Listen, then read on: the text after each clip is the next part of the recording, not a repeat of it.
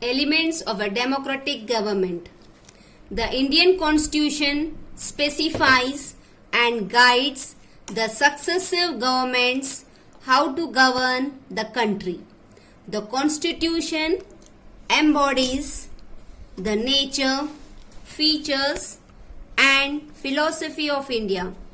The preamble to the Constitution, which is an introduction to the Constitution, provides us the key to understand its aims and objectives. Students, once we will read the preamble.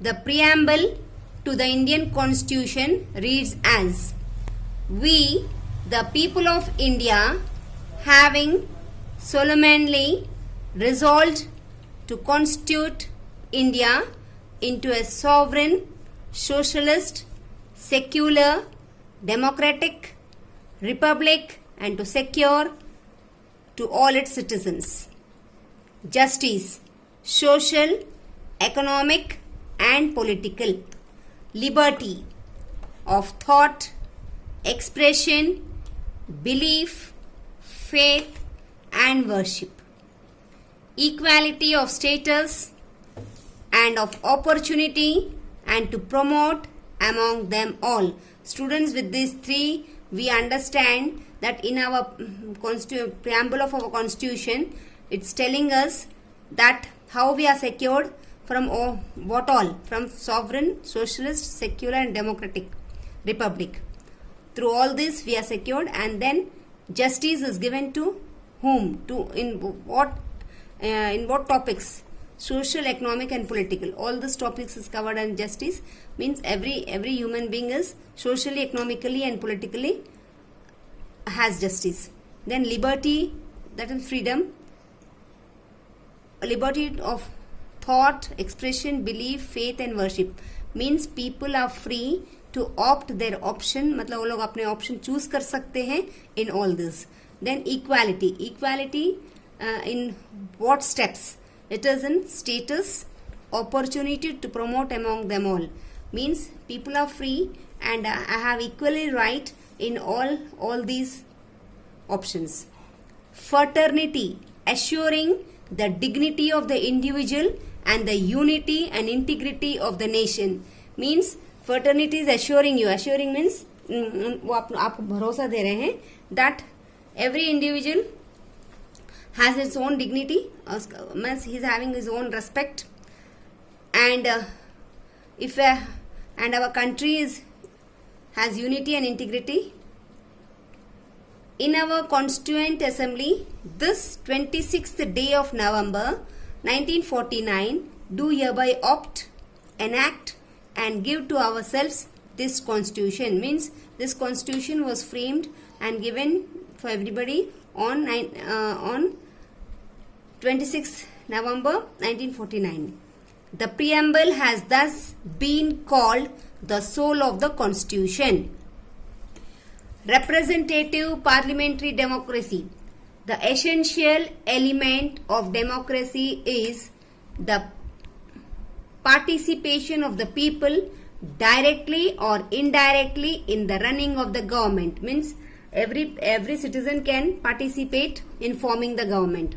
Our constitution does not provide for any direct control of the people through devices like referendum, like those in Switzerland and United Kingdoms, means in these two countries people are controlled, but in India, in our democratic form of government, people are not controlled for unnecessarily means.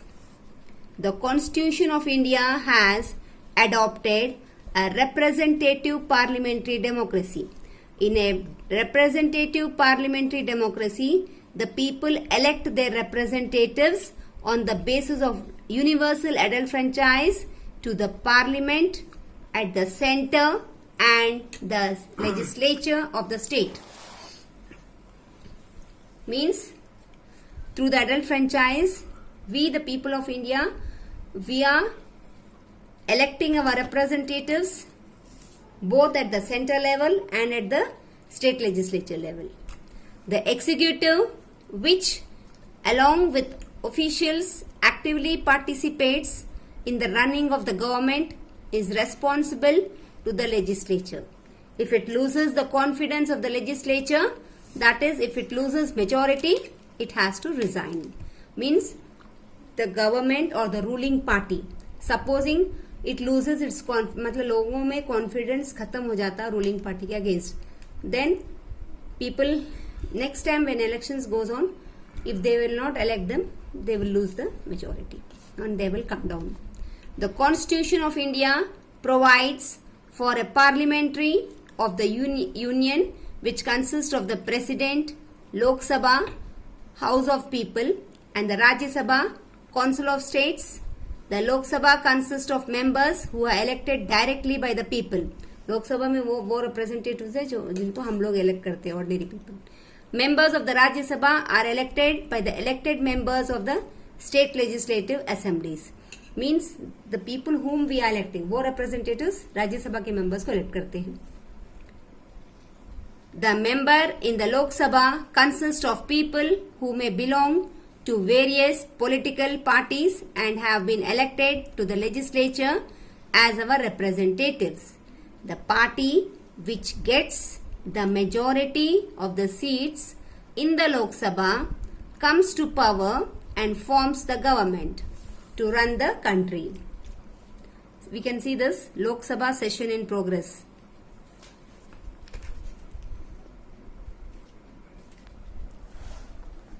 India being a vast country, it was felt that the governance could be done efficiently by distributing the powers of government between the union and the state. Means here India is a vast country, very big country, so people thought that if we divide the country between the central and the state, then they felt that we can govern the people easily and properly. Such a system of governance is known as the federal government. The constitution that provides for two governments, the government at the center and the government in the states. The constitution distributes the powers and authority of governance between the two to ensure a smooth working of the governance of the country as a whole. Means constitution gave us the explanation why it was making central government and the state government for proper functioning. The governance at the state level is further divided into between the various districts and cities of the state. अब state government में further divide हुआ between the district and the state. Thus in India there are three levels of government: the central government, the state government, and the local self government, also called as Panchayati Raj. Only local self government is also called as Panchayati Raj. At all these levels, all the three levels, there is a democratic representative government in existence which works according to the provisions laid down by the constitution.